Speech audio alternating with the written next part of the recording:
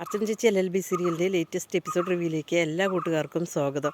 മധുബാലയുടെ സംസാരം കേട്ടപ്പോൾ അർച്ചന പറയും, എടാ വാ നമുക്ക് പോകാം, ഭാര്യയ്ക്ക് വേണ്ടാത്തവരെ നമുക്ക് എന്തിനാണ് എന്ന് പറഞ്ഞിട്ട് മുകുന്ദനെ വിളിക്കുകയാണ് കേട്ടോ. നമുക്ക് പോകാം, ഇനി ഇവിടെ നിൽക്കണ്ട എന്ന് പറയുകയാണ്. അതേസമയം മുകുന്ദൻ പറയും, വേണ്ട ചേച്ചി, അയാൾക്ക് ബോധം പോലും വന്നിട്ടില്ല, അയാൾക്ക് ബോധം വരട്ടെ, എന്തായാലും നമ്മൾ ഇത്രയും നിന്നില്ലേ, അതിനുശേഷം നമുക്ക് പോകാം, ചേച്ചി ഇങ്ങനെ പറയരുത്, ചേച്ചി അയാൾ സഹായിച്ചത് ചേച്ചിക്ക് ഓർമ്മയില്ലേ എന്ന് പറയുകയാണ് കേട്ടോ. അതേസമയം അനന്തൻ മുകുന്ദനെ വിളിച്ചിട്ട് ഫോൺ കിട്ടുന്നില്ല. കുറേ നേരം കാത്തിരുന്നിട്ട് മഞ്ജു ഉറങ്ങാൻ പോവുകയാണ് കേട്ടോ. മഞ്ജു ഉറങ്ങാൻ പോകുമ്പോൾ ചോദിക്കും, എന്താ നിങ്ങൾക്ക് ഉറക്കം വരുന്നില്ലേ ചോദിക്കുമ്പോൾ, ഇല്ല ഞാൻ അവർ വന്നിട്ടേ ഉറങ്ങുന്നുള്ളൂ എന്ന് പറയും. അപ്പോൾ വിളിച്ചില്ലേ ചോദിക്കുമ്പോൾ, ഞാൻ വിളിച്ചു കിട്ടിയില്ല മുകുന്ദനെ എന്ന് പറയുകയാണ് കേട്ടോ. എന്തോ റേഞ്ചിൻ്റെ പ്രശ്നമുണ്ട് ചോദിക്കുമ്പോൾ, എന്തൊരു കഷ്ടമാണ് ഈ ചേച്ചി കാരണം നമ്മുടെ മനസ്സമാധാനവും കൂടി പോയി എന്ന് പറഞ്ഞിട്ട് മഞ്ജു ദേഷ്യത്തോടെ പറയണം. എന്തായാലും ചേച്ചി വന്നു കഴിഞ്ഞാൽ ഒന്ന് വിളിക്കണം, ആരാണ് ആക്സിഡൻ്റ് ആയത് എന്താണെന്നെല്ലാം അറിയാമല്ലോ എന്ന് പറയണം. മഞ്ജുവിൻ്റെ സംസാരം കേൾക്കുമ്പോൾ അനന്തന് ദേഷ്യം വരികയാണ് കേട്ടോ. അനന്തൻ പറയുന്നുണ്ട്, നീ എന്തായാലും ശരി പോയി കിടന്നോ എന്ന് പറയുകയാണ്. പിന്നീട് മുകുന്ദൻ അനന്തനെ വിളിക്കുകയാണ്, കാര്യങ്ങളെല്ലാം പറയുകയാണ്. അയാളുടെ ഭാര്യ ഇവിടെ വന്നെന്നും അത് കൈയൊഴിഞ്ഞിട്ടാണ് അയാൾ പോയിരിക്കുന്നത്, അവർ ഭാര്യയും തമ്മിൽ എന്തോ ഇഷ്യൂ ഉണ്ട്, അത് കാരണം അയാൾ ബോധം തെളിഞ്ഞതിന് ശേഷം ഞങ്ങൾ അങ്ങോട്ടേക്ക് വരാമെന്ന് പറയുകയാണ് കേട്ടോ. പിന്നീട് അർച്ചനയോട് സിസ്റ്റർ വന്നിട്ട് പറയുകയാണ്, അയാൾ ബോധം തെളിഞ്ഞു, നിങ്ങൾക്ക് കാണണോ എന്ന് ചോദിക്കുകയാണ്. അയ്യേ ഞങ്ങൾക്ക് കാണണ്ട, അയാളുടെ ഷർട്ടും പേഴ്സും എവിടെ എന്ന് പറഞ്ഞിട്ട് ഫോൺ എവിടെ ചോദിച്ചിട്ട് അയാൾ ബഹളം വയ്ക്കുന്നുണ്ട് എന്ന് പറയണം. അതേസമയം അർച്ചന അത് കൊടുക്കുകയാണ്. അത് കൊടുത്തതിന് ശേഷം കുറച്ച് ഫ്രൂട്ട്സും കൊടുക്കുകയാണ്. ഇതാ അയാൾ ഭക്ഷണമൊന്നും കഴിച്ചിട്ടുണ്ടാവില്ല, അയാൾക്കിത് കൊടുത്തേക്ക് എന്ന് പറയുകയാണ് കേട്ടോ.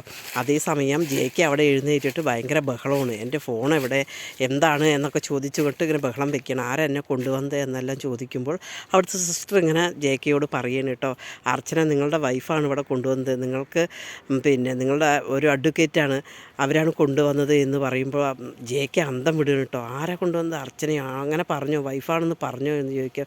എന്താ നിങ്ങൾക്കൊരു സംശയം, നിങ്ങളുടെ കുടി കാരണമാണ് അവർക്ക് നിങ്ങളെ ഇഷ്ടമല്ലാത്ത എന്നിങ്ങനെ പറഞ്ഞുകൊണ്ട് സംസാരിച്ചു കൊണ്ടിരിക്കുകയാണ് കേട്ടോ. അപ്പോൾ ജെയ്ക്ക് മനസ്സിലായി അർച്ചനയാണ് കൊണ്ടുവന്നതെന്ന്.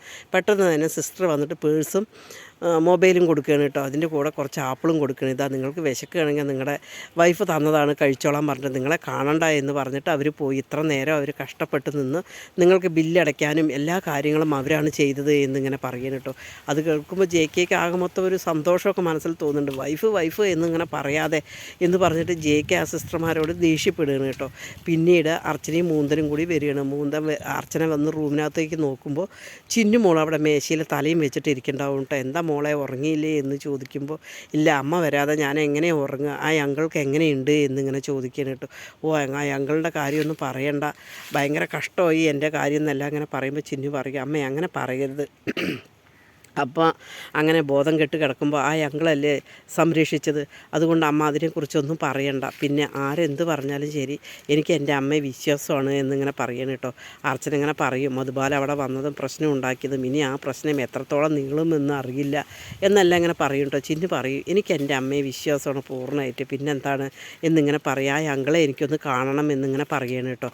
അതേസമയം ആ അങ്കിളെ നീ കാണണ്ട, അതൊരു ചീത്ത മനുഷ്യനാണ് എന്നിങ്ങനെ പറയും. എത്ര ചീത്ത മനുഷ്യനാണെങ്കിലും ശരി എൻ്റെ അമ്മയുടെ ജീവൻ രക്ഷിച്ച ആളല്ലേ എന്നിങ്ങനെ പറയുകയാണ് കേട്ടോ. അതിനുശേഷം അവർ കിടന്നുറങ്ങുകയാണ്. പിറ്റേ ദിവസം രാവിലെ തന്നെ വിജയശങ്കർ രാവിലെ എഴുന്നേറ്റ് പേപ്പറൊക്കെ നോക്കുകയാണ് കേട്ടോ. എവിടെയെങ്കിലും വല്ല ആക്സിഡൻറ്റ് വാർത്തയോ എന്തെങ്കിലും കാണുന്നുണ്ടോ നോക്കുമ്പോൾ ഒന്നും കാണുന്നില്ല. എന്തായാലും ശരി, അവളെന്തായാലും എന്ത് ചെയ്തു എന്നറിയില്ല, എന്തായാലും ചിന്നുവിനെ വിളിച്ച കാര്യങ്ങൾ അറിയാം, അർച്ചന എപ്പോൾ എത്തി എന്താണ് എന്നുള്ളത് അറിയാമെന്നിങ്ങനെ പറഞ്ഞിട്ട് വിജയശങ്കർ ചിന്നുമോളെ വിളിക്കുകയാണ് കേട്ടോ. രാവിലെ തന്നെ എന്താ അച്ഛൻ വിളിച്ചിരിക്കുന്നത് എന്ന് ഓർത്തിട്ട് ചിന്നു ഫോൺ എടുക്കുകയാണ് കേട്ടോ. അതിനുശേഷം എന്താ മോളെ അമ്മ ഇന്നലെ എപ്പോഴാണ് വന്നത് എന്ന് ചോദിക്കുക. അമ്മ പാതിരാത്രിയായി പറയുകയാണ് കേട്ടോ. എന്താ അച്ഛന് ഈ ഇടയായിട്ട് അമ്മയുടെ കാര്യത്തിലൊരു അന്വേഷണം ഉണ്ടല്ലോ എന്നിങ്ങനെ ചോദിക്കുമ്പോൾ, അന്വേഷണമൊന്നുമല്ല, എനിക്ക് എൻ്റെ മോളുടെ കാര്യം ആലോചിച്ചിട്ടേ ഉള്ളൂ എന്നിങ്ങനെ വിജയശങ്കർ പറയുകയാണ് കേട്ടോ. അവൾ പാതിരാത്രി വരെ അപ്പോൾ എവിടെയായിരുന്നു എന്ന് ചോദിക്കുമ്പോൾ ഒരാൾ ആക്സിഡൻ്റ് ആയെന്നും അയാളെ കൊണ്ടുപോയതാണ് എന്നെല്ലാം പറയണം കേട്ടോ. അത് കേൾക്കുമ്പോൾ വിജയശങ്കറിന് ആകെ മൊത്തം ദേഷ്യം വരികയാണ് കേട്ടോ. പിന്നീട് വിജയശങ്കർ പെട്ടെന്ന് തന്നെ ഫോൺ വെക്കുകയാണ്. ഫോൺ വെച്ചതും ചന്ദ്ര ഇതെല്ലാം കേട്ടുകൊണ്ട് നിൽക്കുകയാണ് കേട്ടോ. നിങ്ങൾ എന്തിനാ അപ്പോൾ ചിന്നുമോളെ വിളിച്ചത്, ഇന്നലെ പാതിരാത്രി മുഴുവൻ ഉറക്കമില്ലാതിരിക്കുകയായിരുന്നു, ഇപ്പോൾ രാവിലെ ചിന്നുവിനോട് വിളിച്ചിട്ട് നിങ്ങൾ അർച്ചനയുടെ കാര്യമാണല്ലോ അന്വേഷിച്ചത്, എല്ലാ കാര്യങ്ങളും എനിക്കറിയാമെന്ന് പറഞ്ഞിട്ട് ചന്ദ്രൻ ഇങ്ങനെ ദേഷ്യത്തോട് പറയുകയാണ് കേട്ടോ. അത് കേൾക്കുമ്പോൾ രുക്കും വിമലയും എല്ലാം കൂടി വന്നിട്ടും, ചേച്ചി എന്താ അങ്ങനെ സംസാരിക്കുന്നത് ചോദിക്കുമ്പോൾ ആകെ മൊത്തം വിജയശങ്കറിന് കലി വരികയാണ് കേട്ടോ.